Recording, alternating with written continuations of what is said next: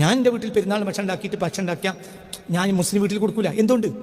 അന്ന് എല്ലാ മുസ്ലിം വീട്ടിലും ഭക്ഷണം ഉണ്ടാക്കും. ഞാൻ ഭക്ഷണം ഉണ്ടാക്കാൻ എൻ്റെ പരിസരത്ത് ഒരുപാട് ഹിന്ദു വീടുകളുണ്ട്. അപ്പോൾ ഒരാളെ നിർത്തിയിട്ട് ബിരിയാണി ഉണ്ടാക്കും, പ്രത്യേകിച്ച് ചിക്കൻ ബിരിയാണി ഉണ്ടാക്കും.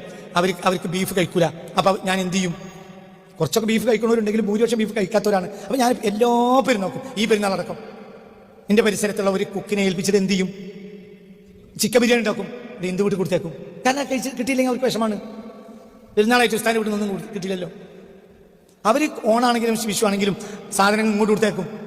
ഉസ്താദിന് എന്തെങ്കിലും കൊടുക്കണം, പായസമായിട്ടും അടപ്രഥമനായിട്ടും ഇങ്ങനെ പല സാധനം ഉണ്ടാക്കി അവർ എൻ്റെ അടുത്ത് കൊടുത്തേക്കും. ഞാനെൻ്റെ കുട്ടികൾ കഴിക്കും. കാരണം അവർ നമ്മളൊക്കെ അവർക്കൊരു വിശ്വാസം ഉണ്ടല്ലോ, ആണ്ടതില്ലല്ലോ.